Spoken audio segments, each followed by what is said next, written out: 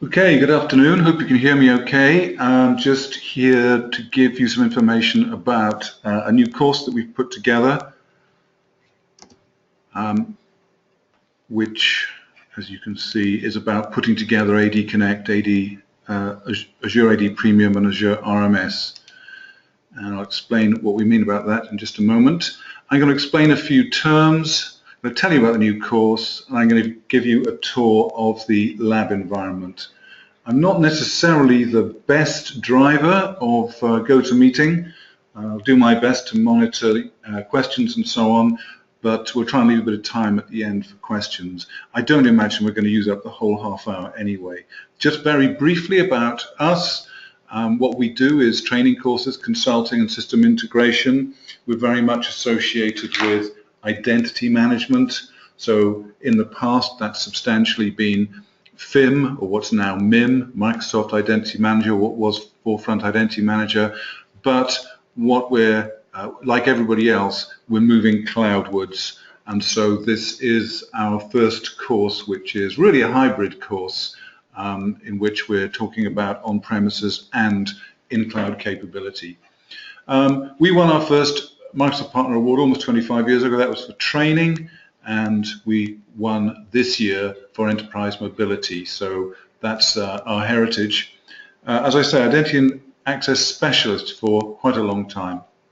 Nearly all of our consulting work now involves hybrid clients or hybrid configurations, implementations, so on-premises and cloud integrated environments. So it's no surprise that our training courses are moving that way too. Just some terminology. Azure AD Premium, that's one of the things in the title. What's that about? Well, Azure AD is the extension of Active Directory in the cloud. While AD is installed and maintained on premises and is under your control and on your tin and maintained by you and specific to you, Azure AD is provided as a service. So it's a tenancy and you pay for the usage, if indeed you pay for it at all, depends what version. But it's still data that's under your control. So although it's in a shared environment, you don't know what box it's on or even what data center it's in. It's still very much your data under your control. You just don't have to worry anymore about the upkeep of the tin and the patching of the software and so on. Anyone who has O365 already has Azure AD, and they have the free version of Azure AD. You can take out a free Azure AD tenancy if you want to, whether or not you use O365. The Azure AD Premium, which is what we're interested in, is the paid-for addition to Azure AD. It includes lots of features, including features like multi-factor authentication, self-service password reset, group management, and so on. So administrators and their delegated managers decide who has access to what in O365, say, in SharePoint Online, or to what applications they have access to and so on. And users get authenticated, they sign on, and they get access to those applications and services, things like SaaS apps like Salesforce, O365, that's Outlook and SharePoint Online, and any line of business apps, custom-made apps that happen to be internet-based. Azure RMS, well, we have quite good ways of securing structured data like databases, and they tend to be associated with where the data is. So if we've got a database, we can secure it, we know where the database lives, and there are tools for saying who can have access to what and when. Rights Management Services, RMS, is about protecting unstructured data like Word and Excel documents, which are typically all over the place, passed on from person to person, emailed, copied, and so on. Azure Rights Management Services is AD RMS in the cloud, extended into the cloud. AD RMS, that's the original Active Directory RMS, has been around for ages, and it's interesting that it's been around for a long time, and yet we come across it not very often. Many organizations simply not implemented it, even though they might in principle have got the licenses. We find that it's perceived as simply difficult to do, too many moving parts, too many servers to stand up, and so on. Azure RMS is built right into O365 and therefore into Azure AD, which that sits on. And it's basically easy to start protecting and sharing documents. It's easy to make a start using it.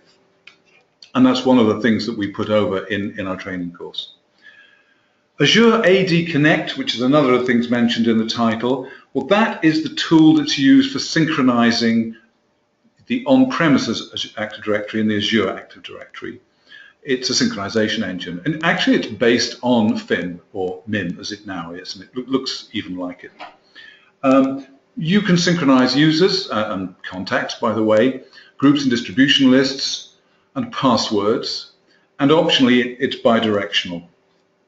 Not universally bidirectional, the actual details of that we won't go into here. But the important thing is to understand is that the same users are available in the cloud and on-premise.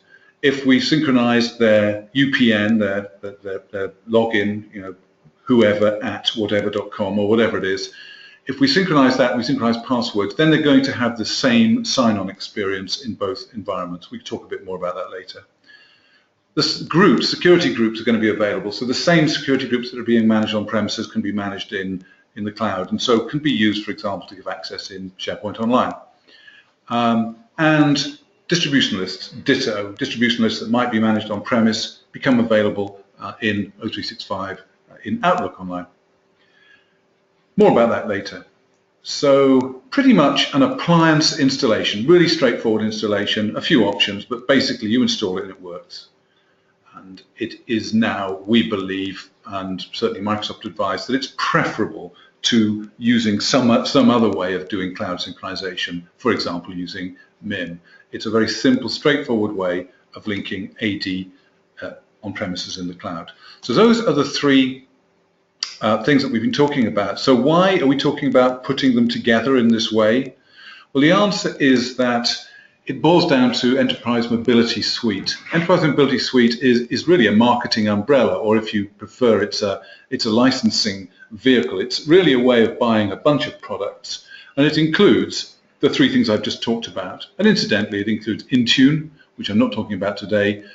It includes Microsoft Identity Manager, as it happens, and Advanced Threat Analytics. Those I'm not going to talk about. But really, it's the scenarios that matter most. How do we solve business problems? And that's the logic for talking about putting together AD Connect, Azure AD Premium, and Azure RMS. What we've done is to put together a training course, which we call Identity Mobility Suite Part 1, subtitled Configure AD Connect, Azure AD Premium, and Azure RMS to manage user access to data. And we inevitably have to cover the nuts and bolts, the technical parts of, well, how do you actually switch this on, and how do you do that, and how do you implement something? But we focus very much on the scenarios that we can enable. And so we will deal with, obviously, the simple business of integrating AD and Azure AD with its password sync. Possibly, password sync will give you same sign-on. Not everybody wants same sign-on. Some people want single sign-on, genuine single sign-on, which would involve introducing ADFS, and that also negates the need. There are different ways of doing this, but it can negate the need to putting the passwords in the cloud, which not everybody is completely comfortable with. So different options there. Self-service password reset, so that is using Azure self-service password reset with write back to Active Directory, so that you then have a simple way of implementing self-service password reset without standing up extra servers and anything else, no software to keep, it's just switching on a service. Managing who has access to which SaaS applications, so what you're trying to arrange there is that when a user logs on, they go to the My Apps portal and they get the things that they need. And they'll get there through, obviously, their single sign-on, but sometimes the connection to another system will be straightforward single sign-on where their credentials are either passed through or depends on the nature of the software. But it could be, well, what I'm referring to as shared credentials. So, for example, in the case of a Twitter account, you might have a corporate Twitter account. You want to give some people access to it, but you want to be able to switch off their access to it when they're no longer supposed to have it. The way you do that is by letting them use it, but without them ever seeing the credentials. So the credentials, the corporate credentials are stored, they don't need to see them, they get taken straight through on a single sign-on basis, but they never get to actually log on with the credentials. That means you can take somebody out of the relevant group and they'll never be able to get to it again. Delegated and self-service management of users.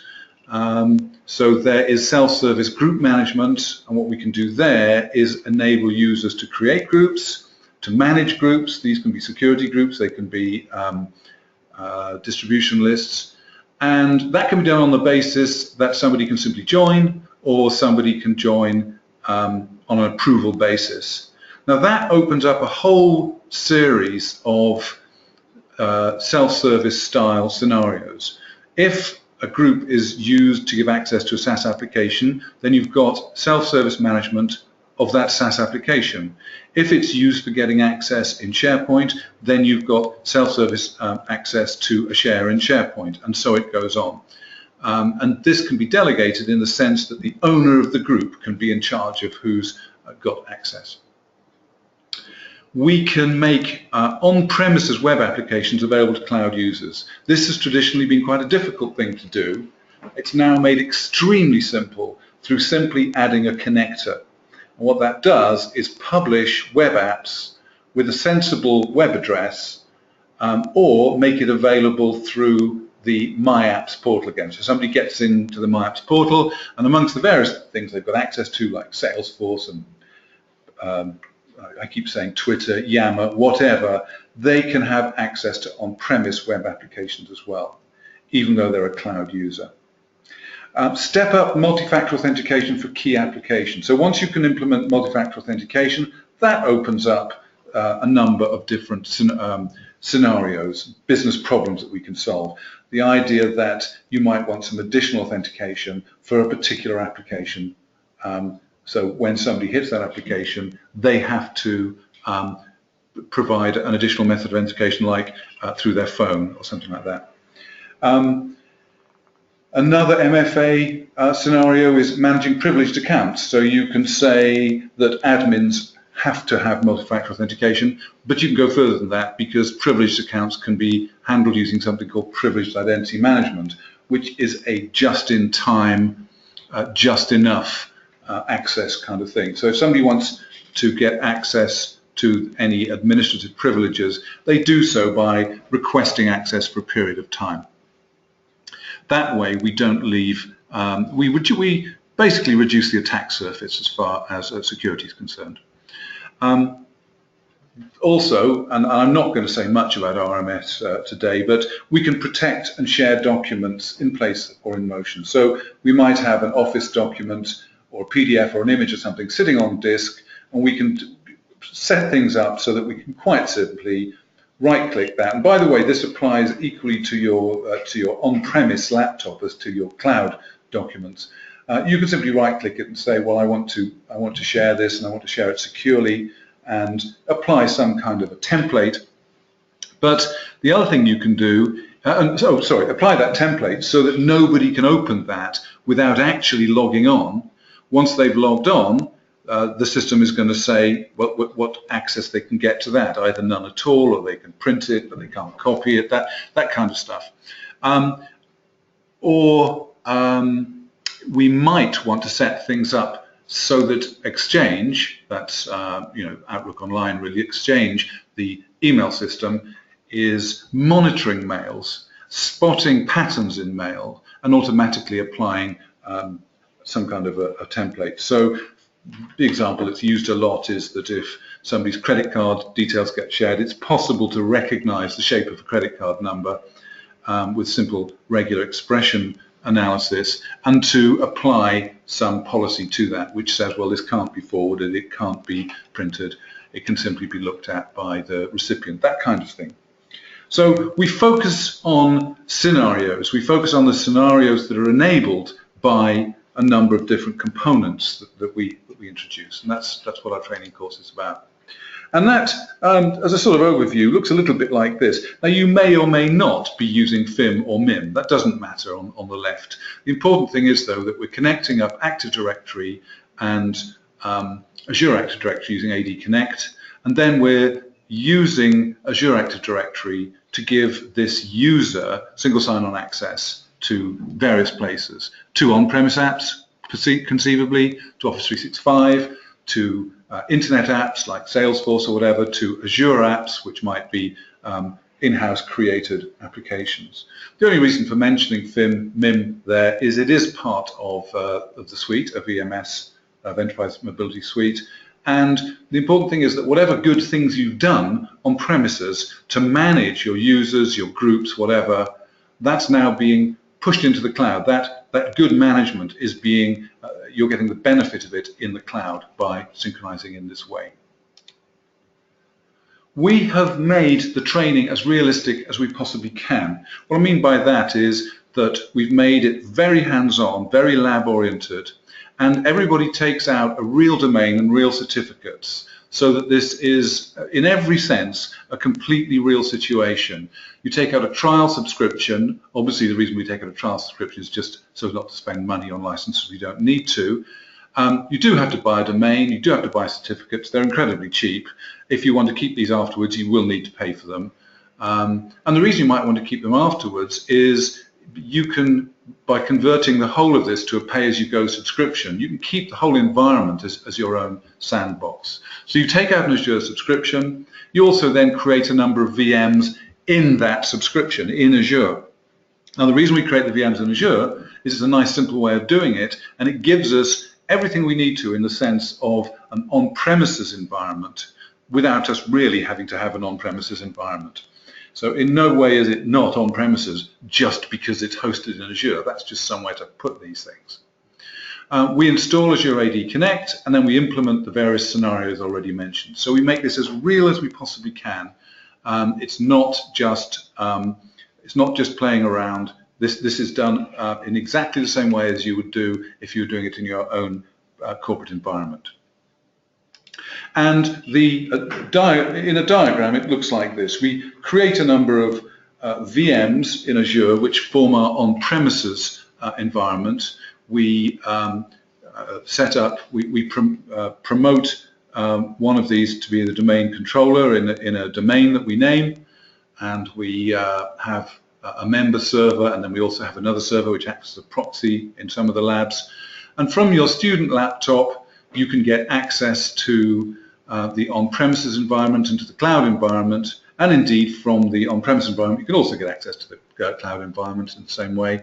And you can use your own phone for doing the multi-factor authentication and so on. It all works fully.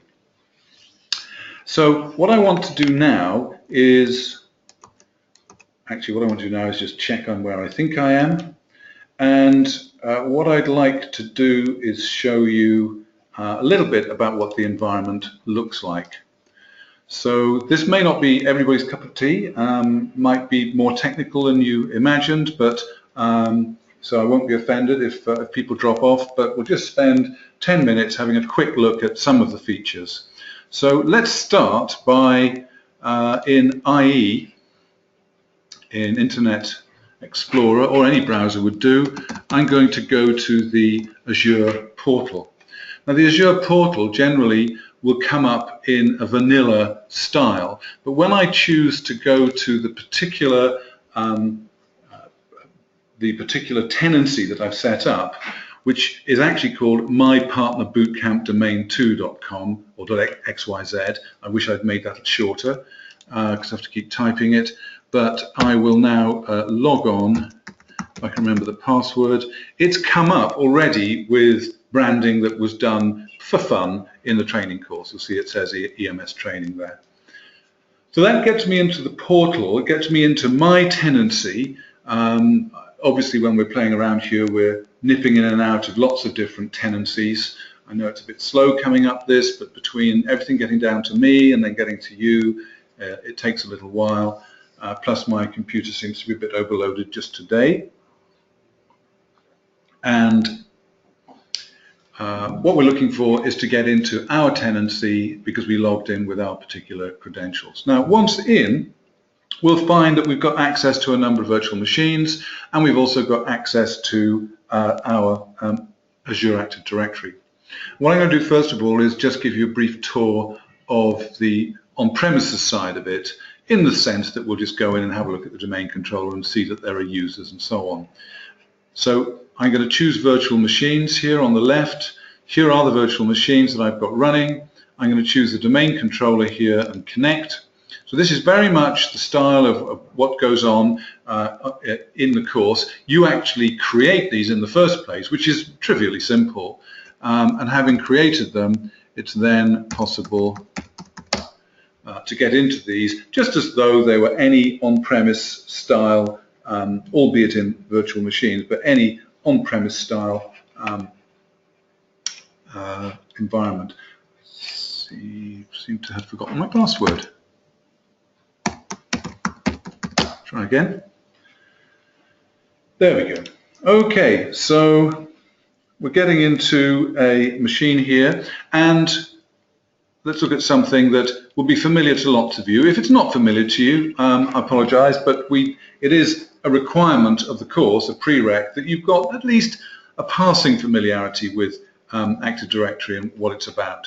And we're looking at the main interface for Active Directory, and what you'll see is we have a number of organizational units, and if we go and look in these organizational units, we have users. Very straightforward stuff. So we've got users in the first one, admin here, we've got contacts in the next one here, and if I go up to the corporate OU here, you'll see that I've got some security groups, I've got distribution groups. So we just created some data, and we just run a script to create this data on the course.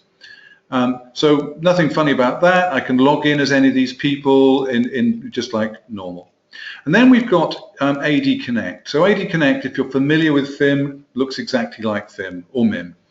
But it only connects to two things. So we're connecting on the one hand to the Active Directory on-premise. We'll have some credentials for doing so, which we don't need to worry about. But the only thing, it's just a straightforward, out-of-the-box wizard, click, click, click, finish. The only thing that you might want to do is come here, use some credentials that are going to get you here, and get there in the end, maybe, and see that you control which OUs you're pulling users from, and users and groups. And you'll see it's all of those ones we were just looking at. So that's been configured. Then at the Windows Azure side, nothing to do. All we do is provide some credentials. Again, don't worry about what these mean. It's all done for you. It's all taken care of. And all that happens in the background, this just sits here now forever and just synchronizes away. If there are any issues, we might want to come to the operations tool here and see that some of these had a failure or something, but you'll pretty much see that this is synchronizing every, 3 hours, and you can change that cycle. It doesn't have to be every 3 hours, it's whatever you want. So that's the on-premises end of it. There's much more to this on the course. We get involved with RMS in a sort of hybrid-y sort of mode, and we get involved with MFA, ADFS, and so on. So there's lots more on-premise stuff to do on the course, but that's just a starting point. Okay, let's have a look at what the directory looks like at the cloud end. So now we're going into our Azure Active Directory, and if I go to this one called My Directory, couldn't think of anything clever to call it than that, and go to Users, you'll see that, and of course you won't recognize the names, but trust me, you've got exactly the same users being used, appearing here as were on premises. They've got the same UPNs. This is a real domain, my partner bootcamp domain 2. As I say, I wish I'd used something shorter. And it's quite real. You can log in with these, you can email these for real, and so on. It's all done, as I say, as really as possible. If you look at these, you'll see that some of them are sourced in local Active Directory, some of them are sourced in Microsoft Azure Active Directory. So Bob here, if I try and edit Bob, you'll find that, if I could, oh, there we are, you'll find that I can. Why can I edit Bob? Because Bob was originated in this directory here. But the ones that have come from the local Active Directory, like Andy Hill, the local Active Directory is still authoritative for that, and so I can't go around just changing this. I can change some things, but that's not something that I can change. These things aren't things I can change. Lots of attributes. This is a real whistle-stop tour. Can't show you, very much in the time available. Similarly for groups, you'll find that groups can either be created here in the cloud and managed here in the cloud. So example would be, let's look at access to Twitter.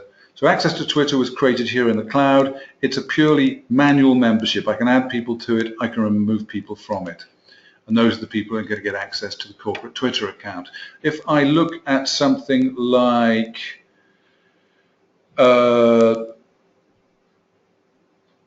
self-service app out there, that looks like a reasonable one. Oh well, no, that's not a good one. And I haven't got one that's like what I want it to be, but let's start a new one then. If I were to add a group, and we'll call it another group. Didn't spell that very well. And this, there it is, another group. As I say, didn't spell that properly. You can configure this in some interesting ways. So, for example, you can enable dynamic membership. I'm not going to do this. It's in preview and it hasn't been switched on, but the point is I want to just show you that memberships can be dynamic as well as manual. In other words, that you can set up a query, and I've just got this set up incorrectly and I've accidentally switched it off and I haven't got time to go through and re-enable all of this. But basically, the important thing to understand is that groups can be managed here, or groups can be managed on premise. So here are some ones that have come through from the local Active Directory. I can't change these, they're being managed elsewhere. And groups that are managed in the cloud can be manual or self-service, as we'll see in a minute, or they can be dynamic, in other words, query-based groups. And the queries can be fairly sophisticated. Now, I haven't got time to show you everything, but we add a number of applications, and an important thing to understand about Azure AD is that you can add a lot of applications. If you add an application here, you can go to the gallery and you will find that there are thousands and thousands of these. And if I were to search for something called sales something, you'll see I'll pick up Salesforce and other ones. We've added a few. This is in the state where somebody's already done the course, so there's already stuff here. If I configure the directory here, there are various options that I can switch on. So, and I'm going to have to be very limited in what I can show you, but for example, you can customize the branding. So that just is the graphics that come up that I showed you at the beginning. Password reset. We've enabled users for password reset here, and loads of things, but I'm just going to show you that group management has been enabled, delegated group management has been enabled, users can create security groups, and there are various other options which I can't hope to go into. And so I'll very briefly just show you one scenario, and that's all we're going to have time for here. So I'm going to use a different browser so that I can log in as somebody different. I'm going to go to the My Apps portal. So myapps.microsoft.com. So this is where people go to get to the apps that they're allowed to use. So I get to a login screen. I'm going to log in as somebody called Amy R from this pretend organization. And a bit of luck, here we go. If I got the password right, then what's going to appear on her My Apps? Well, all the applications that she has available to her according to the group membership she's in, and so on and so forth. But she can go to the Groups tab here, and she will get a list of groups. She can choose all groups, or she can choose My Groups. So these are two groups that she manages. One is called Access to Yammer. If we take a look at the properties of that one, we'll see that when it comes up, we will see that anybody can join this. So the way she's configured this one is to say, look, I'm looking after this, but frankly anybody can join it because it says here this group is open for all users. If, on the other hand, she looks at the other one, one called Outside Legal, which she also manages, and look at and edit that, we'll see that this requires owner approval. So I'm now going to log in as yet a third person, and so a fresh browsing session here, which has come up on the wrong screen. There we go. And I'm again going to go to My Apps. But this time I'm going to go to My Apps as another user, somebody who hasn't yet joined one of these. So let's try David W. at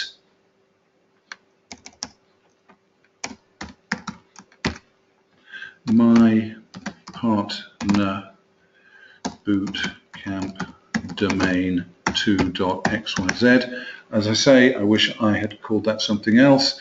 There is the branding coming up because it's recognized, even though it's maybe never seen David W before, it's recognized the domain.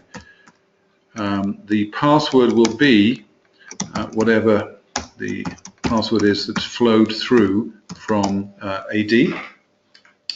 And I got it wrong.